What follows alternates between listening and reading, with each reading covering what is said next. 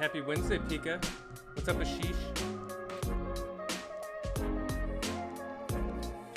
Good afternoon, you guys.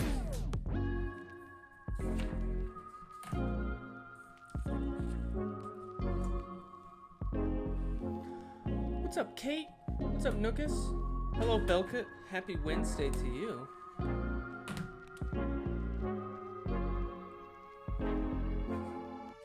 Hello, Squared Circle. Happy to see you guys.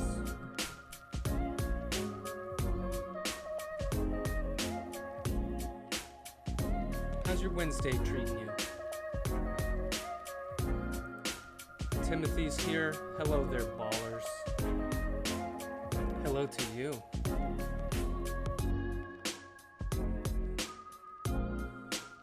Belka, my roots for the project were fixed. Ooh! Good news. Pika, did you want to set up a time for a meeting? Should I send you a follow-up email? Yes, send me a follow-up and give me some of your availability. Yeah, sure, Ashish. What's your question for Project 1?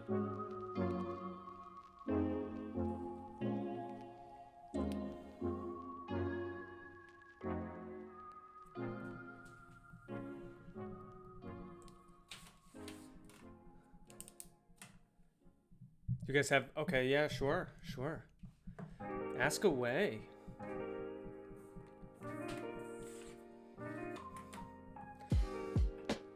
It's a fun project. I'm looking forward to testing out your controllers. It's always fun to see the fruit of your labor.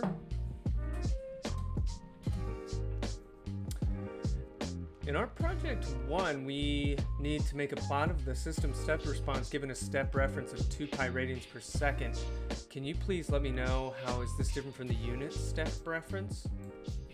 Oh yeah, the only difference between that and the unit step reference is the amplitude of the step. So, like a step reference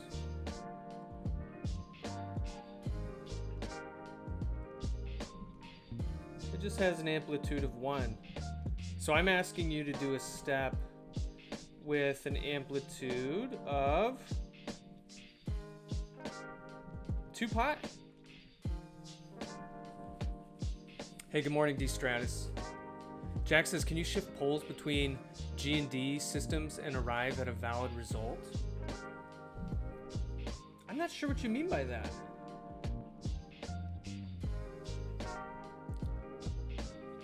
I'm not sure what you mean.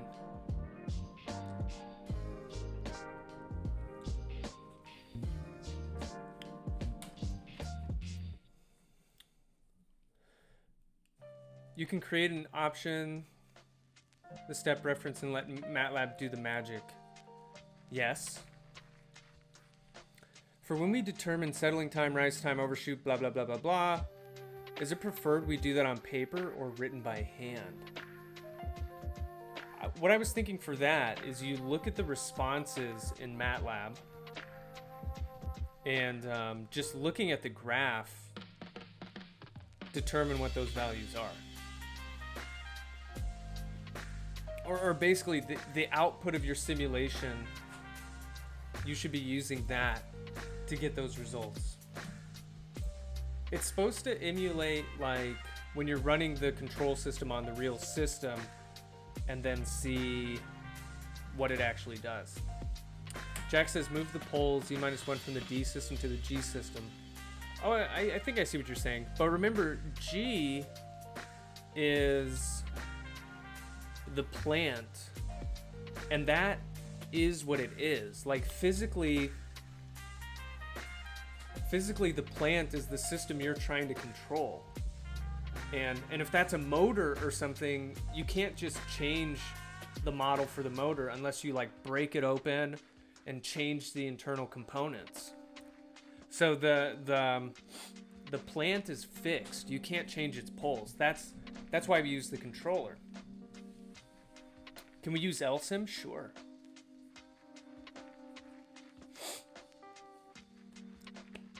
A sheesh. You're using that to do the step. What do I need to make the reference amplitude go to 2 pi? You can just put a 2 times pi either in front of the step or within the step parentheses. You could put 2 times pi times GU. It's as simple as just multiplying that by 2 pi. Because it's a linear system, if you scale the input by a certain amount, it'll scale the output. So you cannot move the pole temporarily to simplify your code? No. Well, I think...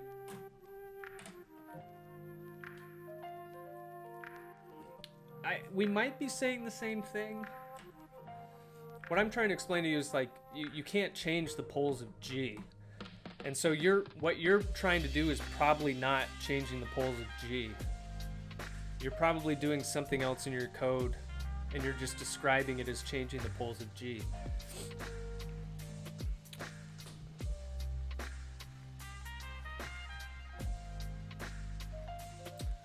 Okay.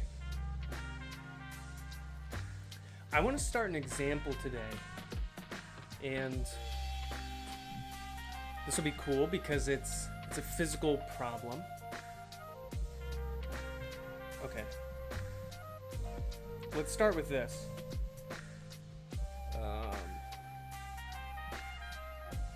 First, we're going to get a model of a cart-pendulum system. And we're going to put this in state space form. And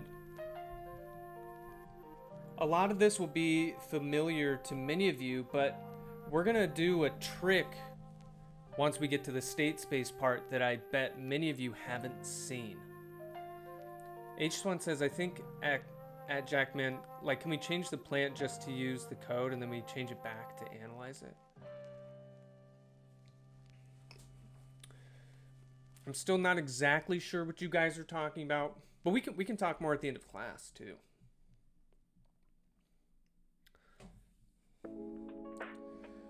Okay, let me show you the system that I want to control. And I want to build one of these in real life. I want to build one of these.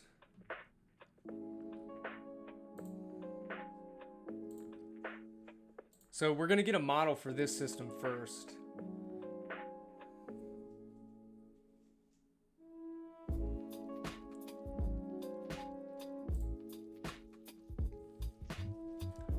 So you've probably seen this before.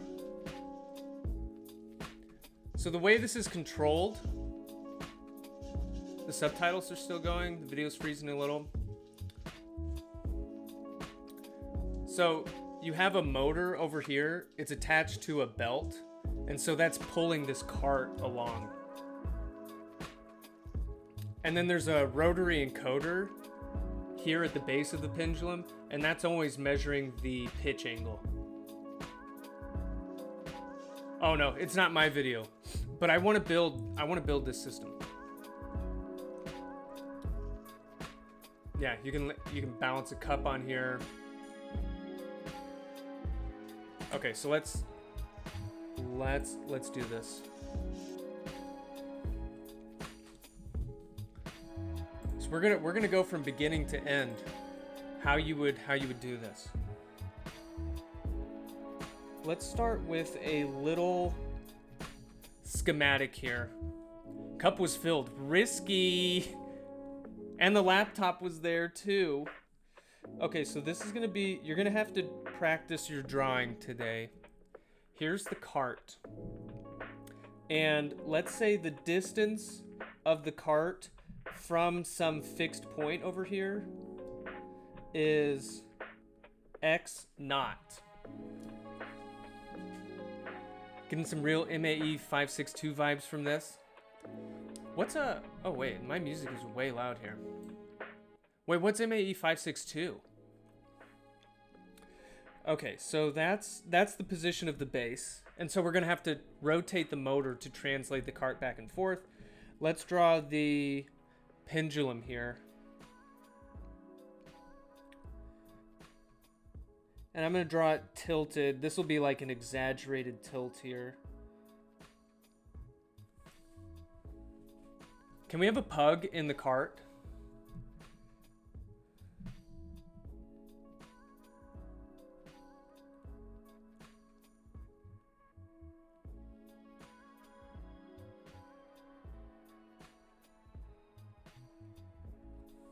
Yes, you may.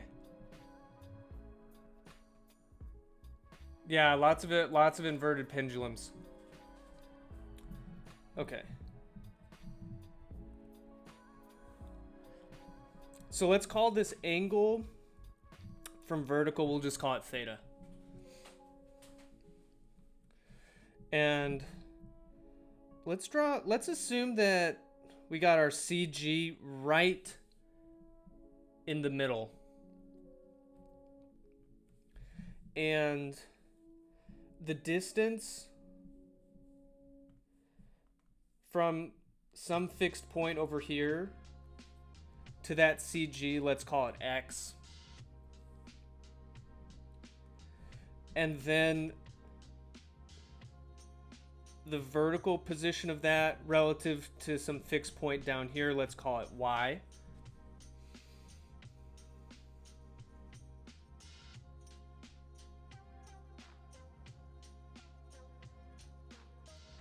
Ando says, did y'all see me on Buff Barstool balancing on a slackline like 2 weeks? Yeah, send us a link. Good grief. Okay.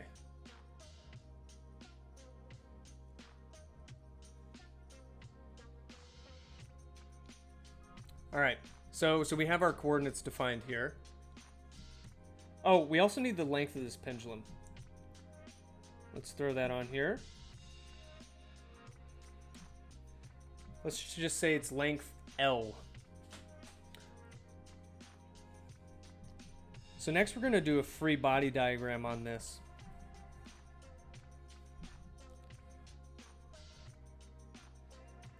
What we're doing, it's working towards getting a differential equation in continuous time.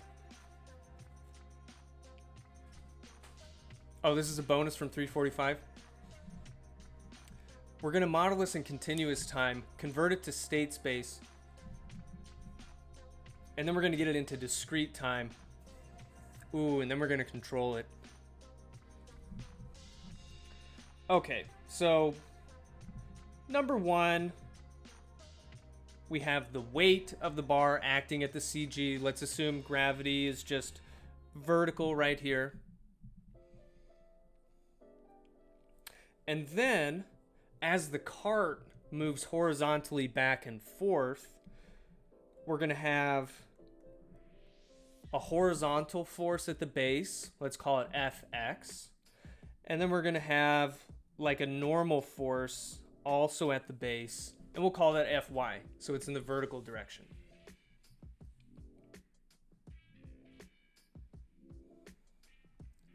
All right.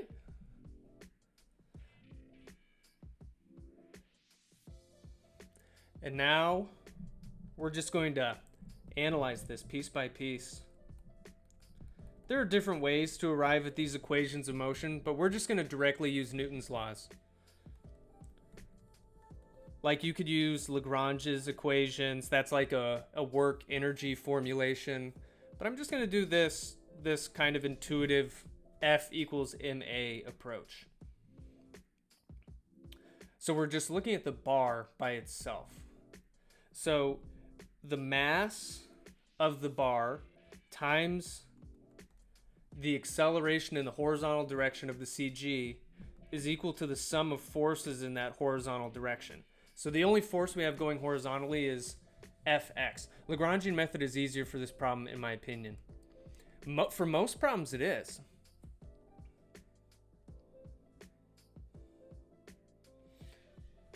You could follow along doing Lagrange's approach. See if you end up with the same thing. You should. Okay, let's do sum of forces in the y direction.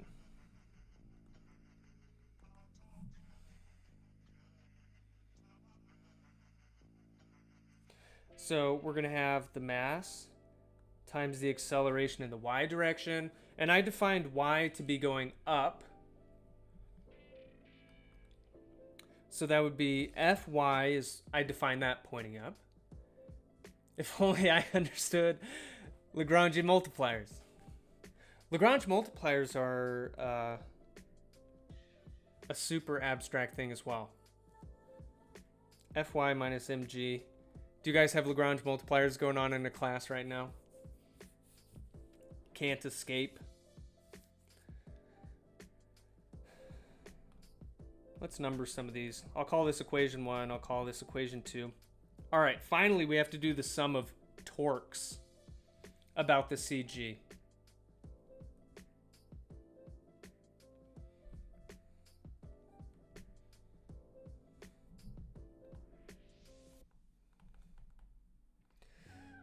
Sum of torques about the CG. So basically, you know, torque is force times the distance about which we're taking the torque. So we're taking about the CG, so the weight acts through the CG, so it doesn't produce a torque. The only torque is coming from Fx and Fy. So the way you have to do this, it's kind of like Newton's translational laws. You have the moment of inertia times the angular acceleration. So this is the moment of inertia about the CG. This is going to be equal to the sum of torques about the CG. All right, so let's say we have the torque from Fx and the perpendicular distance to the CG. So this bar is length L. So the lever arm is going to be this perpendicular distance. So it's perpendicular to Fx, and that is L over 2 cosine of theta.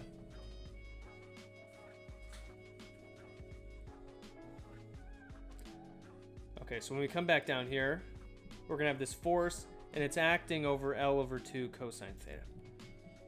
And this is a positive torque because it's creating a counterclockwise moment. That's just how I'm defining it. Fy, if you look at the moment arm for that, it's going to be this distance, which is L over 2 sine theta. And that's also generating a counterclockwise torque. So we have plus Fy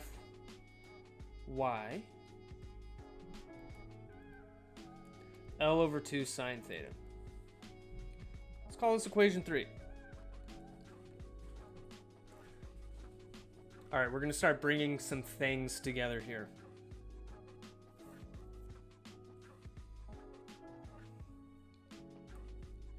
There are some kinematic relationships we need to use, and maybe I'll write them up here.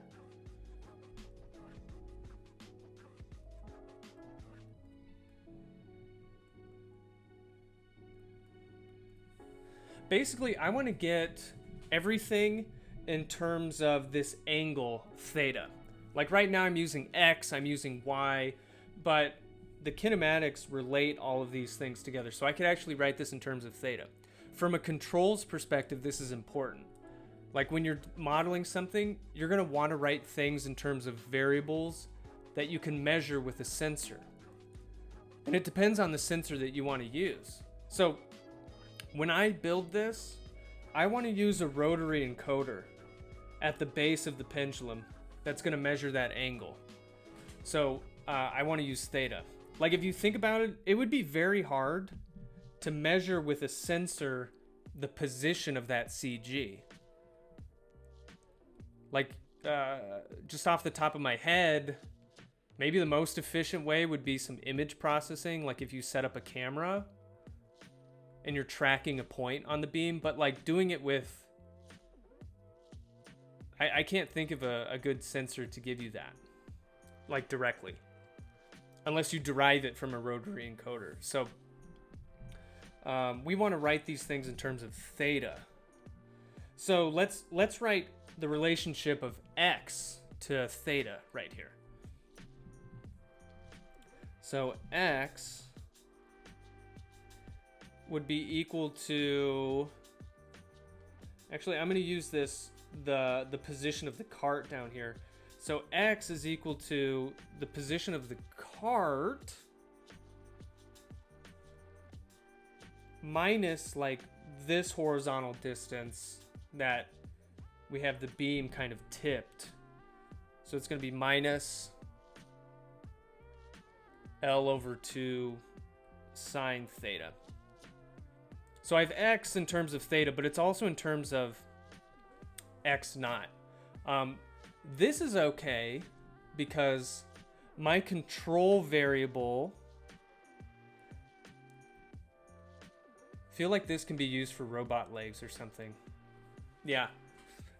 My control variable, if I'm thinking about connecting a motor to a belt that's going to pull this thing,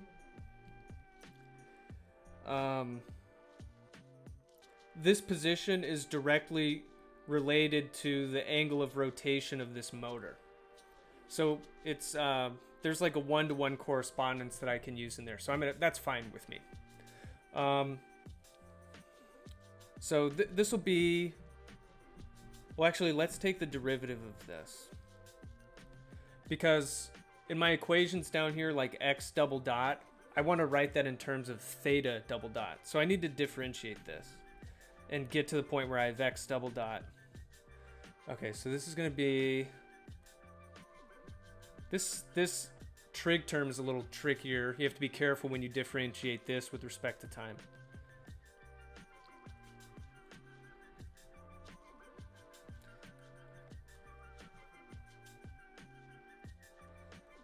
So you have to use like the product rule there. And then if we take the second derivative, then we have to be careful here again.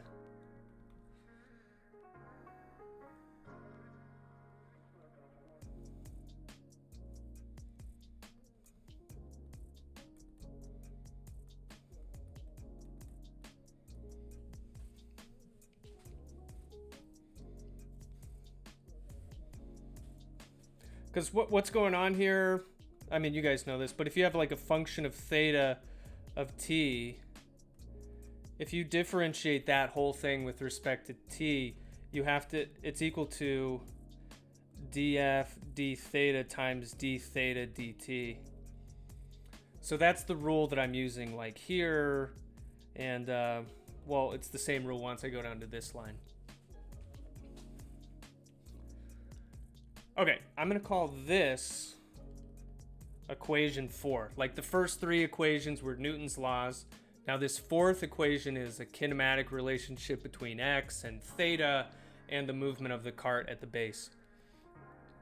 This is all going to come together. So we have one more kinematic relationship I want to look at, and that's with the y variable. So y is related to theta in a simpler way. It's just L over 2 cosine theta. I don't have to worry about the position of the cart for this vertical. And let's differentiate this. So this is going to be minus L over 2 theta dot sine theta. Should that be minus? I could be wrong. For which one?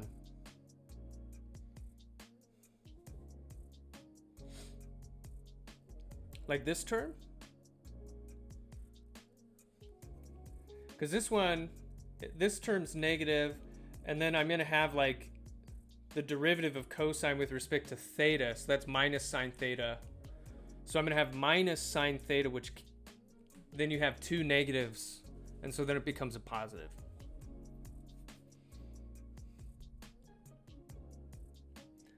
All right, and then let's differentiate this one more time. So first I'm going to differentiate that thing, and then I'm going to have this.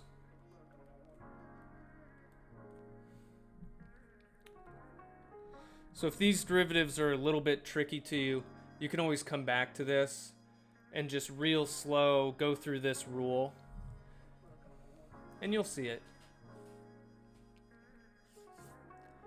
Okay. Now, something that we're going to do to simplify this problem, because we're concerned with linear systems in this course, and we're going to build a linear state feedback controller for this. But you need a linear model in order to do that. So, these kinematic relationships, they're nonlinear. We're going to assume that theta is always going to be a small angle. And that actually leads to these becoming linear. So I'm actually going to just scoot over here a little bit.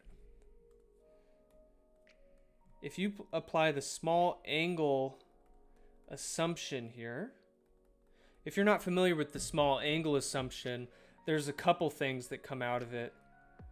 Cosine of a very small angle is approximately equal to 1.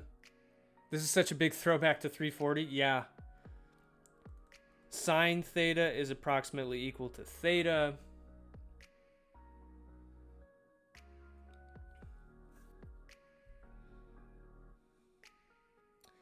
And additionally,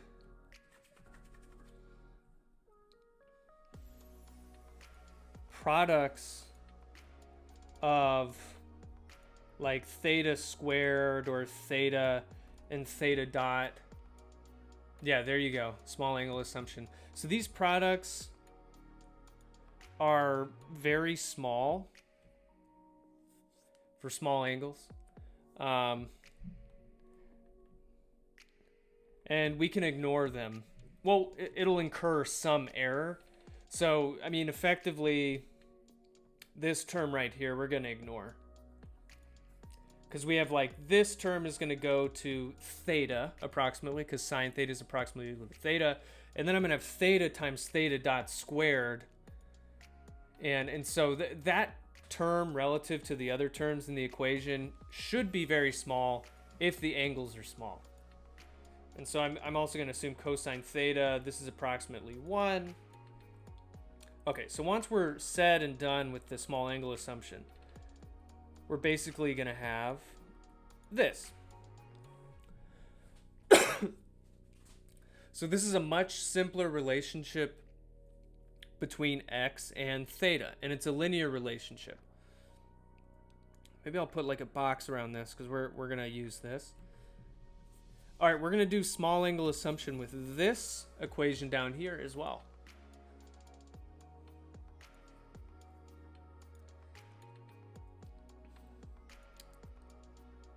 And if you do that,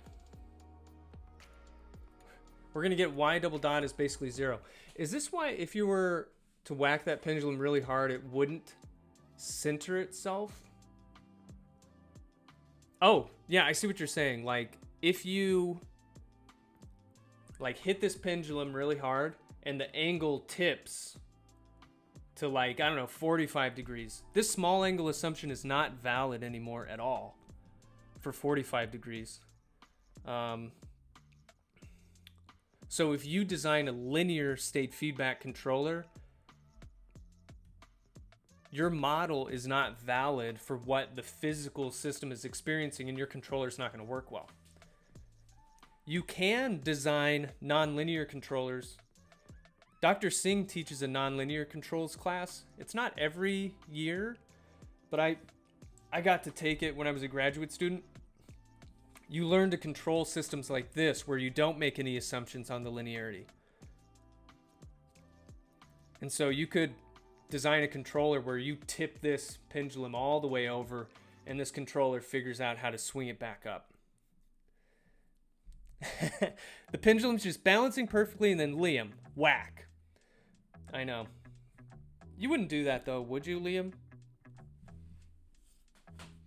Okay. Peace was never an option. I know. Okay. So what we're going to do, we have these kinematic relationships. We're going to come back to our equations over here. And now where we see x double dot, we're going to make the substitution of this. So how about we do that? Okay, so equation 1. This is going to be m, and then x double dot is equal to x naught double dot minus L over 2 theta dot. Okay, so x naught double dot minus L over 2. And this is equal to the force in the x direction.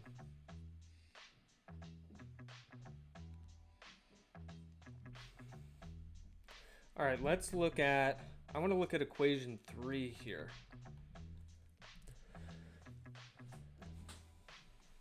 We're going to have j theta double dot. We're going to end up with a very simple equation in the end. So I'm going to use the small angle assumption here. So like we're going to assume that this is equal to 1. We're going to assume that this is equal to theta. So let's do that first. Plus Fy L over 2 theta.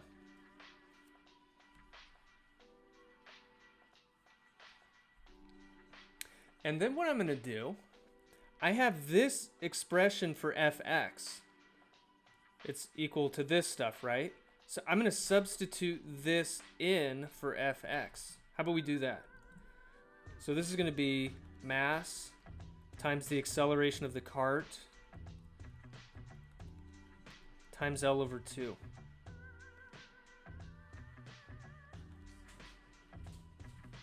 Plus Fy L over 2 theta. And actually, I want to substitute something for Fy as well.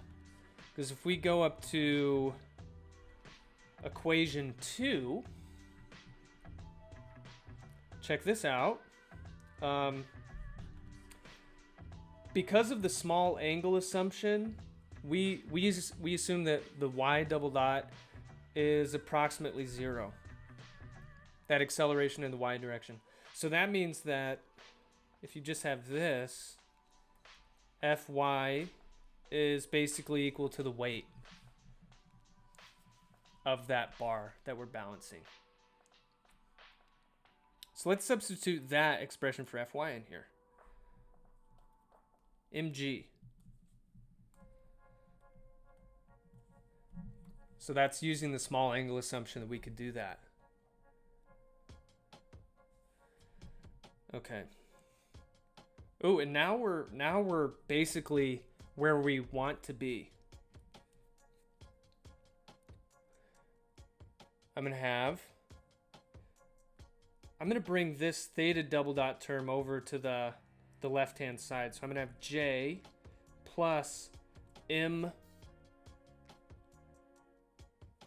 So I have this L over 2 times L over 2. So I'm gonna do L squared over 4 theta double dot. So that's just because I brought that theta double dot term over to the left hand side.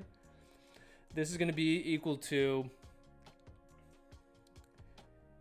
m L over 2 x naught double dot. So that's the acceleration of the cart. And then we can't forget the gravity.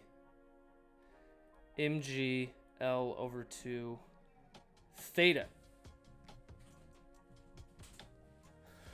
All right, so this is the moment of inertia of this rod. Differential equation already. Wow. Yes, yes, yes. This, if you have like a thin rod, inertia about the center of the beam, then J is approximately 1/12 ml squared. Why did we square L over 2? Well, because I have Fx times L over 2 up here, right? And then Fx was x naught minus L over 2 times theta double dot. So it just happens that the Fx term also has an L over 2 in it. So we just had to multiply. It just happened to be that way.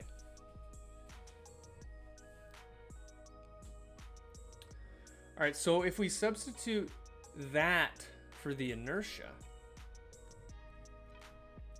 I'm just going to add up these terms. It'll be 1/3 ml squared theta double dot is equal to, I'll put this gravity term first, mgl over 2 theta plus ml over 2 x naught double dot. And hey, look, all these terms have mass. We can actually cancel that out. And if we simplify this a little bit more, we're going to have our beautiful, beautiful, beautiful, beautiful second order differential equation. Theta double dot is equal to 3g over 2l theta plus 3 over 2l x naught. Is there a reason we are saying L is the length of the entire rod instead of saying L is the distance to the center of the rod? No, you could certainly do that. You could do that.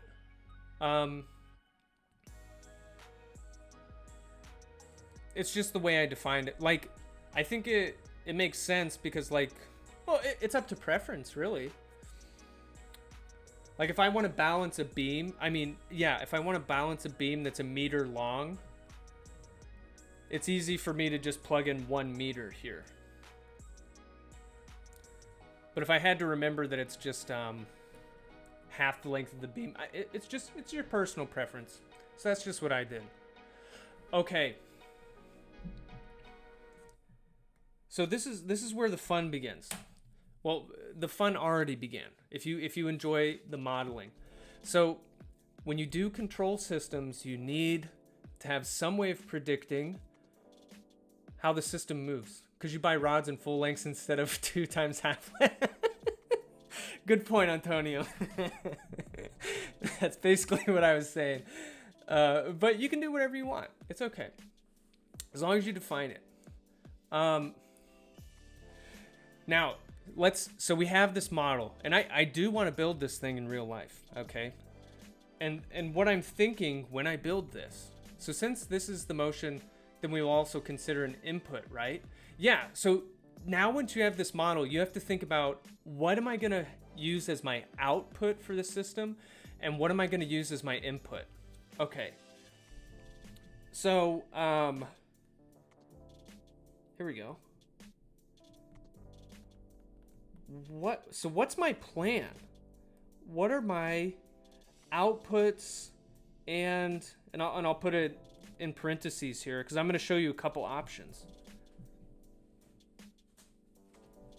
Home Depot stopped selling those? COVID restrictions, yeah. Okay, what are my outputs and inputs? Okay, here's one option. Measure theta with rotary encoder. So remember, our output variable, we usually just use y. So I'm going to have y is equal to theta. And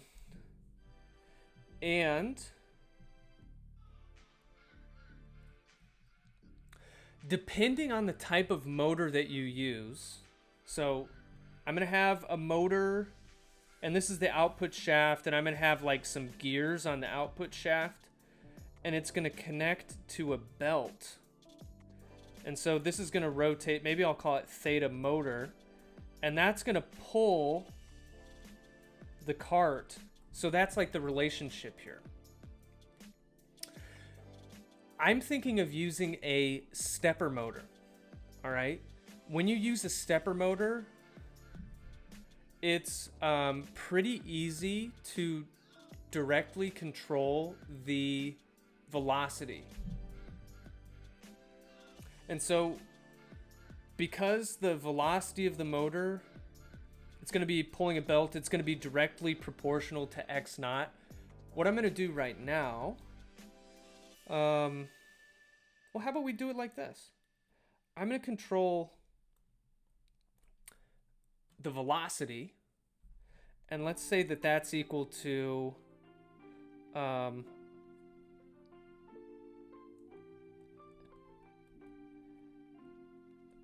velocity of the cart divided by some like radius term. Better use a fresh 9-volt. If any of you are in 334 right now, we have these 9-volt batteries to control our stepper motors, and they all decided this week to just run out of voltage. Okay. So, okay. This is our... So U is equal to... So this is my control input.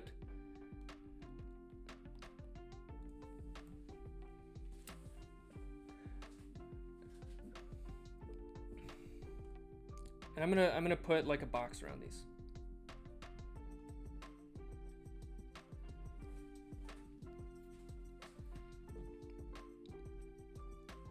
Okay. Now this is very tricky, and this is the part that I'm talking about that some of you might have never seen before. Our input is a velocity term, but in our equation of motion, we have an acceleration term. So like this term up here is actually the derivative of the input that I can actually regulate in real life. So what do you do when your model is like the derivative of what you can actually control? All right, so let's talk about this. Let's talk about this.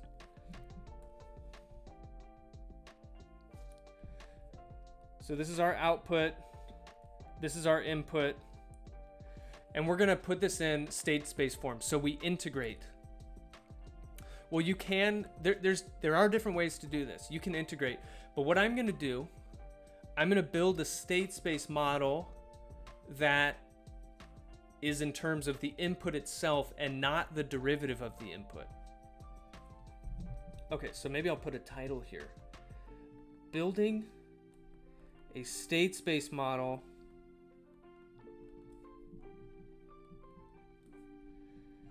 in terms of U.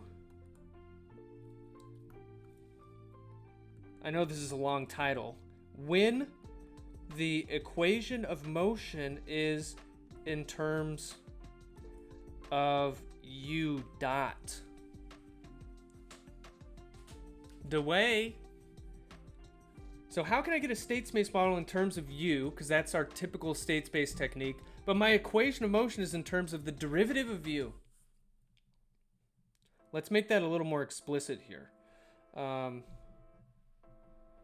going to rewrite this equation of motion. 3g over 2l theta plus 3 over 2l. So x naught dot is r times u. So x double dot is r u naught.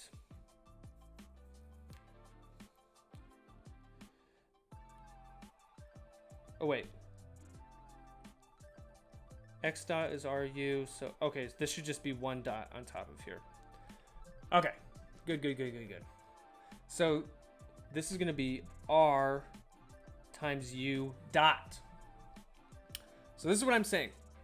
This is our equation of motion, but I want the state space model in terms of U. So here's the way. This is the way for you Mandalorian fans.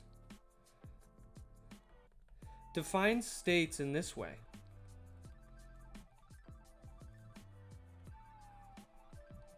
A typical selection is x1 equals theta. He said it. He said the thing. The number of states you have to define is equal to the order of the system. This is a second order system because it has two dots. So we have two states, two time derivatives. The typical definition is x2 would be what? It would be theta dot. Like that's what we're used to from dynamic systems. But I'm going to do something a little different. I'm going to say it's minus 3r over 2l times u.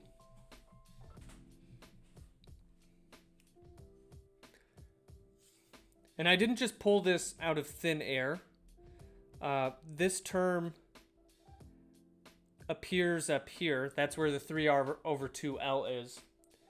But I'm putting u here and not u dot. Okay, so the next step, take the first derivatives of each of the states. And this is going to be our state space model. It's going to be two first order differential equations.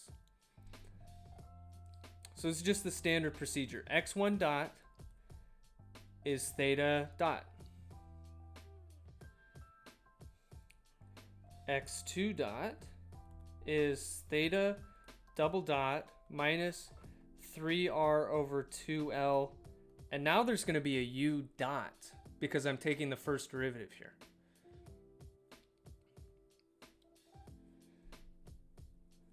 Okay, so you take the first derivative of the states.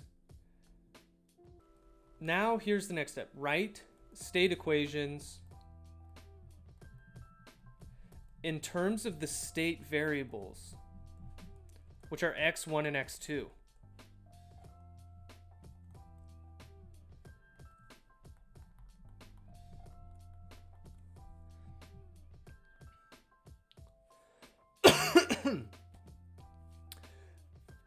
All right. But before we do that, could you explain again how you came up with x2? The way I came up with it, actually, this is a popular strategy of dealing with this issue of having a derivative. So I didn't come up with it. But the way you'll see in a second why we choose this. Actually, we're going to show you right now. And you'll see why this works. Look at what theta double dot is, and let's substitute it in here for theta double dot. So what is it? It's 3g over 2l theta plus 3r over 2l u dot minus 3r over 2l u dot. Oh my gosh. We have some cancellation here.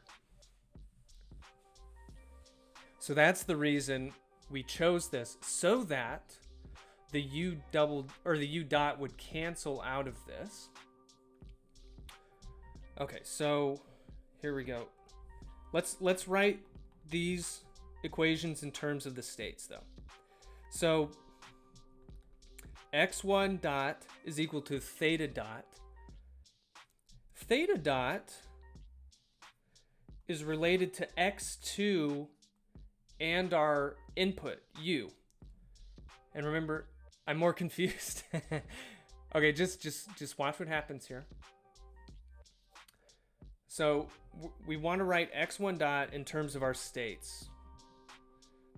So the way we're going to do it is we're going to write theta dot in terms of x2. Let's write it up here. Theta dot is x2 plus 3r over 2l u. Okay, let's substitute that in. x1 dot is equal to x2 plus 3r over 2l times our input, u. And then x2 dot was equal to, after everything canceled out, it's equal to 3g over 2l theta, but theta is just equal to x1, the definition of our first state. So it's 3g over 2l x1. And this is our state space model. Or it's the state equation for our state space model.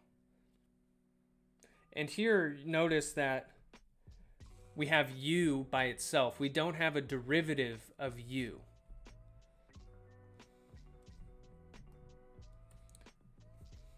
So it's typically we write this in matrix form.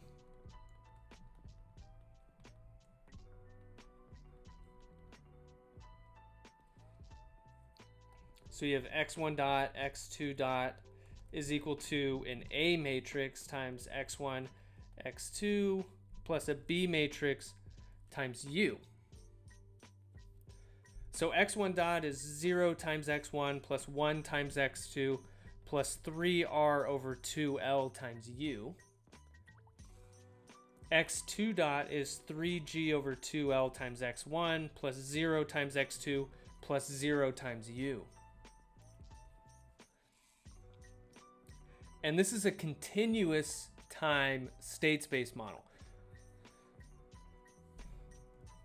And so to denote that this is continuous, we're going to put a subscript C. So that's the A matrix. This is the B matrix. And this just lets us know it's continuous time.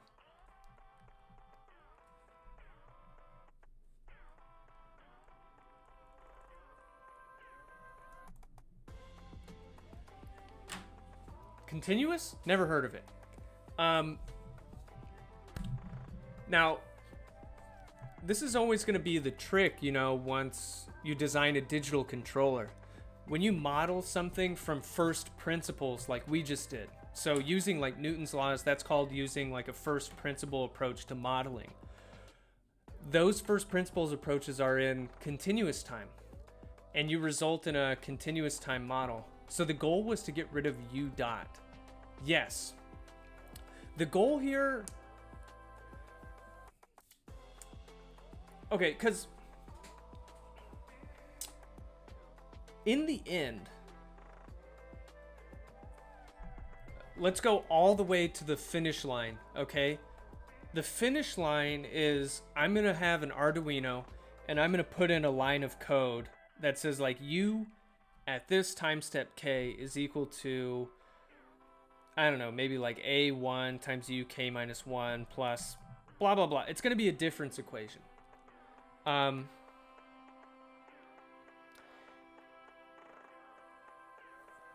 we use state feedback,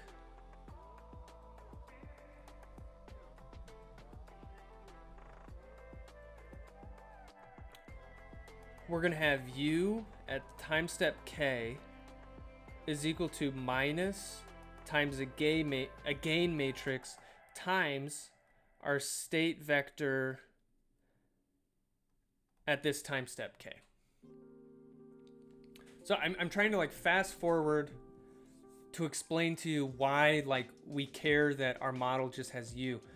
Speaking of continuous, on a scale of nails without any milk to k,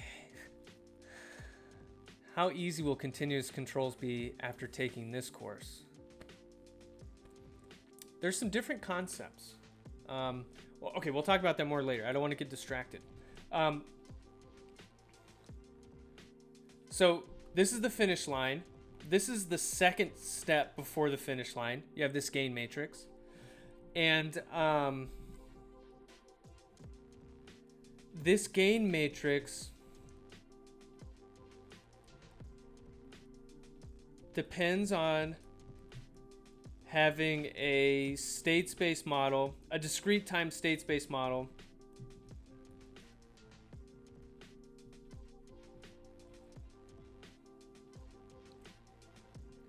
of the form xk equals a. This is discrete time plus b uk minus 1.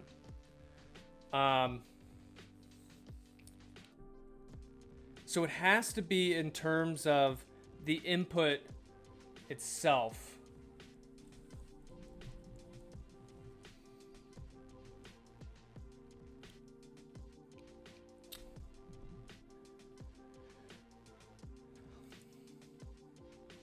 And so the next step here is we're going to convert this continuous time state space model into a form like this. And then once we have this, we can calculate this. And once we have this, we can put that difference equation on our Arduino.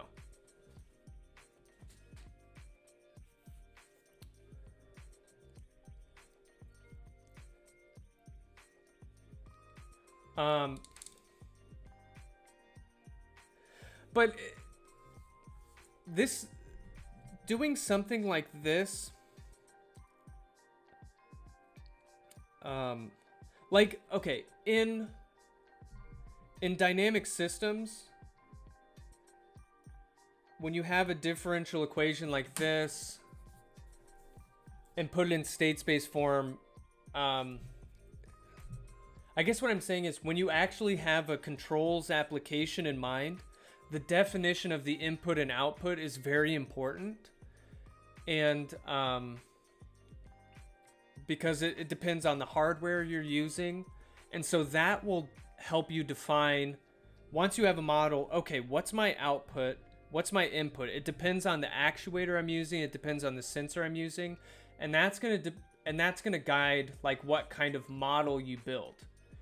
And so if I have this specific state space model, this is going to be very nice for using a stepper motor and a rotary encoder to measure the position. Oh, we need the output equation too. So Y is equal to a C matrix times our states plus a D matrix times U. And in this case, X1 is equal to the angle. So if we're measuring the angle, Y is equal to 1 times the angle plus 0 times that other term plus 0 times the input.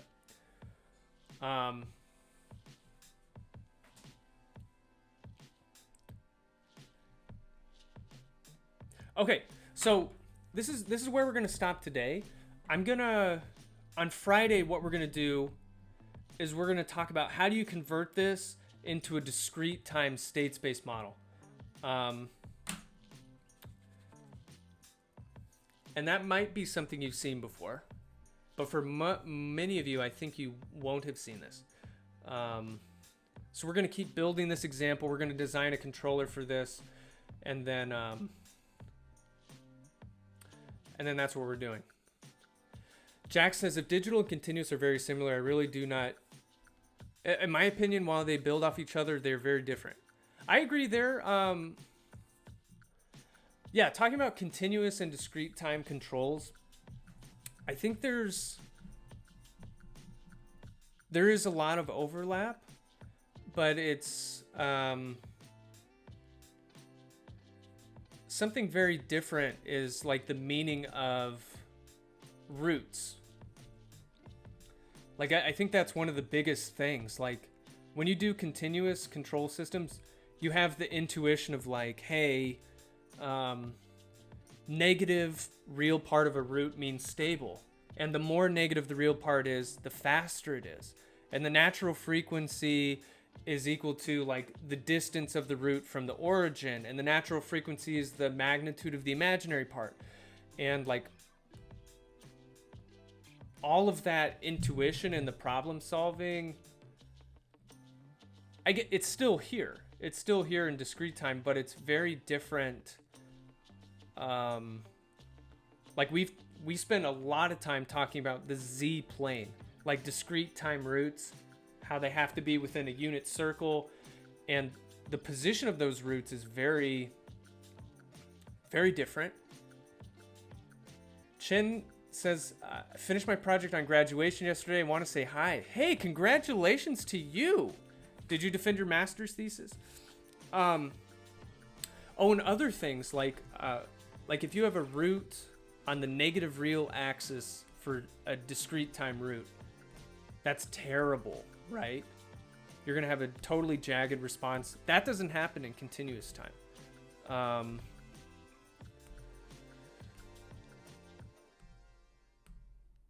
I'm thinking of other things. I think digital it's more directly applied to, hey, I'm ready to put a controller on a piece of hardware. And what details do I need to be careful about when I do that? I don't know.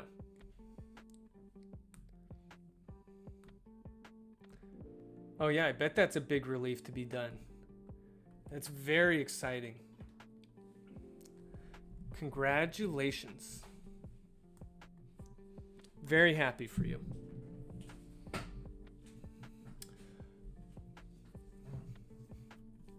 Chen took this class last year. Are we testing our Project One Arduino commands Friday or in office hours? Liam, what I'm thinking is, because I was thinking on Monday, taking the class period to just test out a bunch of different controllers. Actually, what I should do, I thought about this, but I forgot. I want to make like a Google form where when you're done with your project, you put in your control gains. Yeah, because it's due on Friday. And then when you submit your project, you fill in that form, and then I'll have everybody's control gains. And then I can quickly, it's due Friday night.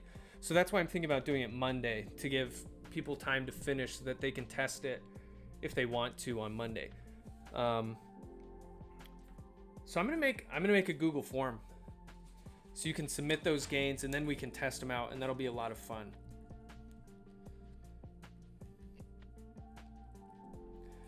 And if you think of other controllers that you want to try on the motor, like for this project, we had a certain settling time, a certain overshoot. If for some reason you're like, hey, I want to go for a faster settling time, we could also test those out. Or if you want to put roots on the negative real axis and see what that does, we can play around with it. But yeah, the primary purpose will be, hey, you designed a controller to perform this way. Let's see if it does. It's really fun. Okay, so Friday, we're going to talk about converting this to discrete time. Monday, we're going to test out your controllers from Project One. Should we prioritize the transient response constraints for a step input over tracking a ramp input? That's a great question. So you're probably talking about,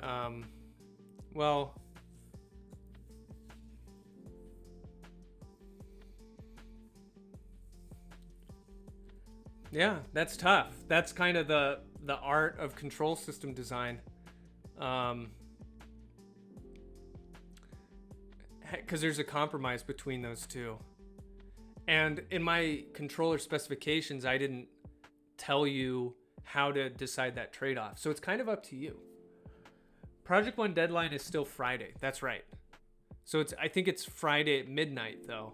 So if people finish late on Friday and turn it in, then we'll just wait until Monday. I really rode the line between satisfying constraints and maximizing KV, but I felt like I wanted to max KV. Yeah. You're getting bigger KV values at the cost of getting worse responses. Yes, and that's something I want you to see. Like, that's the usual tendency. That is the usual tendency. Because, like, as you're increasing KV, I'm pretty sure that one of your closed loop poles starts moving on the negative real axis, if I remember correctly.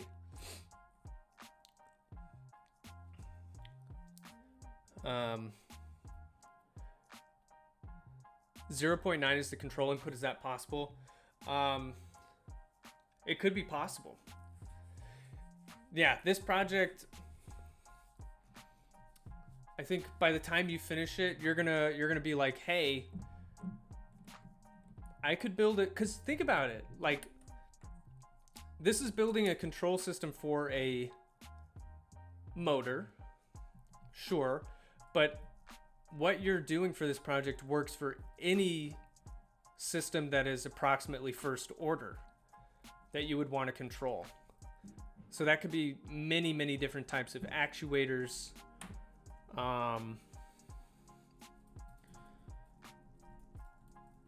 Probably like chemical processes, a lot of them are first order. You could apply it to that. So this project's going to come back again and again. You can apply it to many different problems.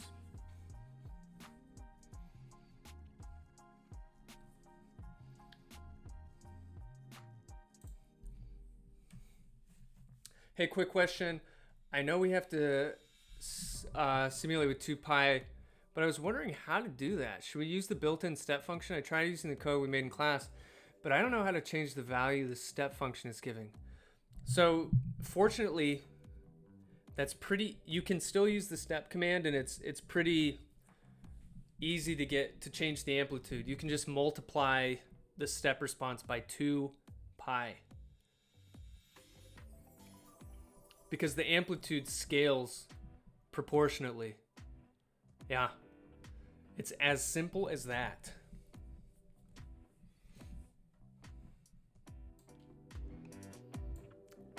You're not slow.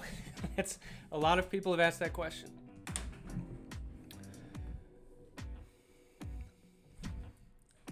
I used LSIM. I hope that's okay. Yeah, LSIM is great. You can use LSIM to do any input. So it's very flexible. You can use it for a step or a ramp or whatever. Same kind of question, but how do we make sure that the output is less than 6 volts? Oh, you mean the input, right? The control input? You just have to check by simulating. Oh, Ashwan mentioned, yeah, you can add an option to the step command.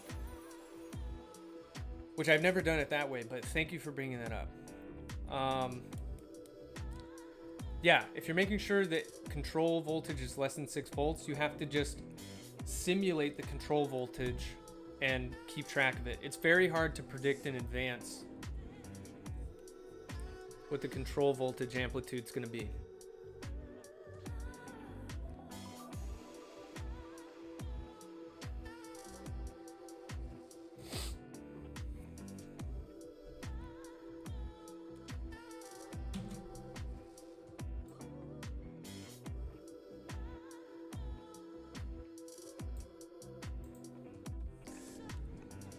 Hey, later, that guy who stinks. All right, Carl, sounds good. Coron, hey, I sent you an email. Is there some time you have today for questions about the project? I'll get back to that email. Pika, happy Wednesday to you. Happy hump day, Ando Bear.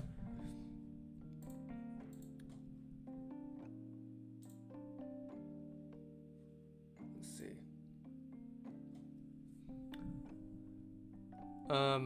Hey, catch you later, Kate. Thank you, Ashish.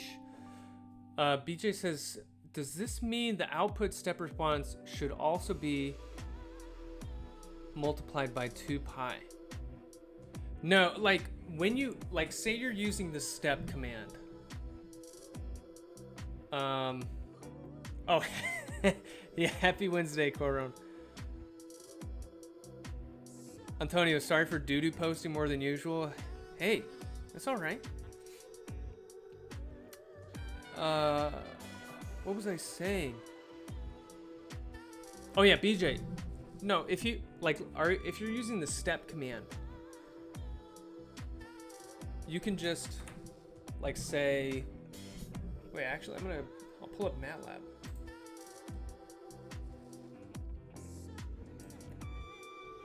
Let's see.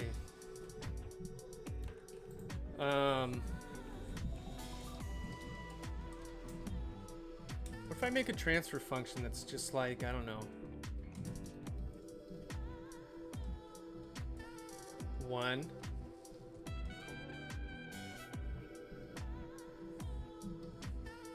doo-doo post. And then let's make it like Z or minus 0.5. So this is just a nice little first order.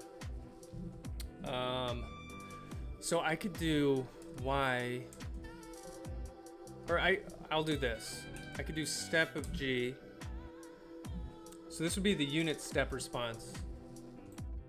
And it goes up to 2. So the input to this has an amplitude of 1. The output has well, a steady state amplitude of about 2, it looks like. But what I could do,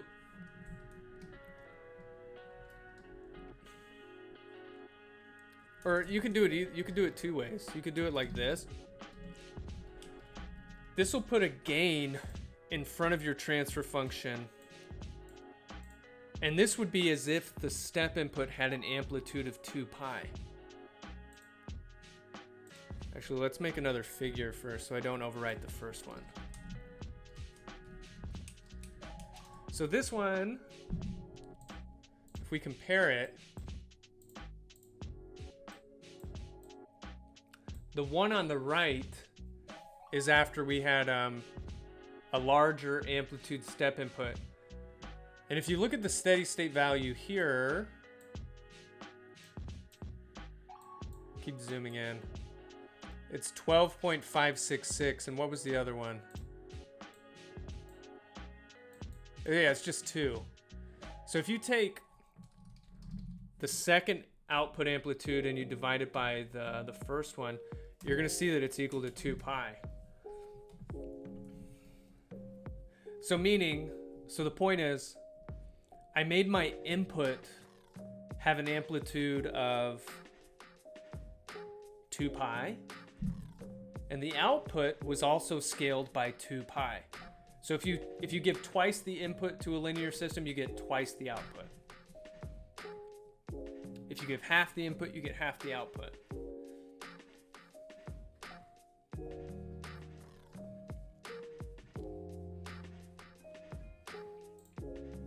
So you can do that.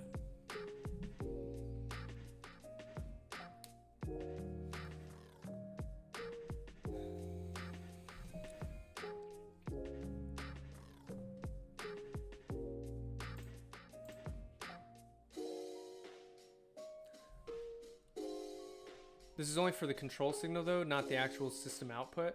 Well, that's what I'm trying to say. Like the output, it did affect the output, because what I was showing you was I was plotting the output.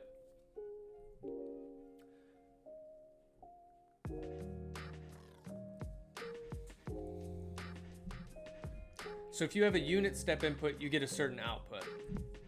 If you do 2 times a unit step input, so like now it's an amplitude of 2, your output is going to be the output for the unit step, but multiplied by 2. When you're simulating that in MATLAB though, you can just, it's automatically taken care of. If you give twice the input, the output will be twice.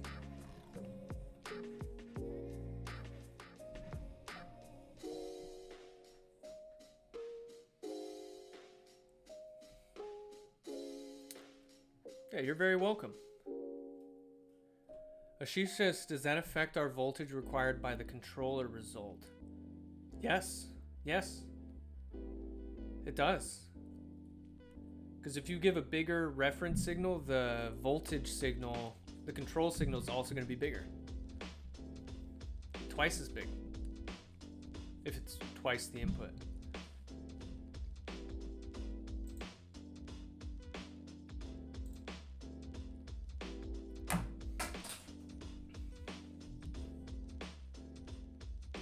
All right, everybody.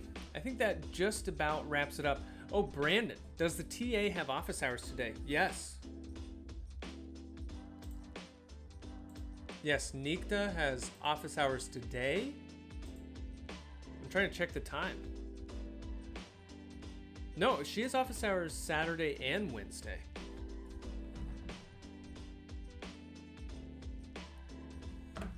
No, that's okay. That's okay. Let's see. If I go to announcements on our UB Learns page, it's 5 to 6. Okay. Yeah, 5 to 6 today. She'll be around.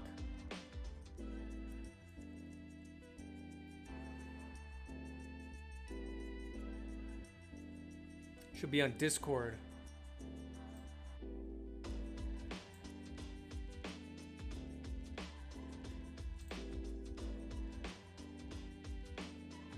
Maybe I'll do extra office hours this week later. Maybe on Thursday.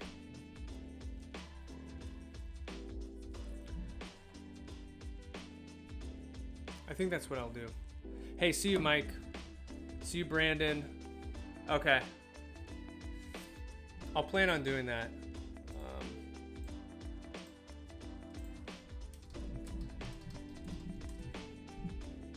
I think I'm almost done. Just 1 or 2 things left. Okay, you would love that. Okay, we'll do that. We'll write it into law for this week.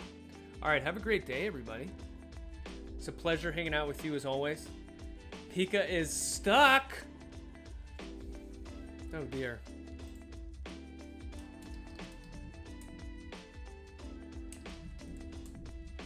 Hey, have a great day, guys. Peace.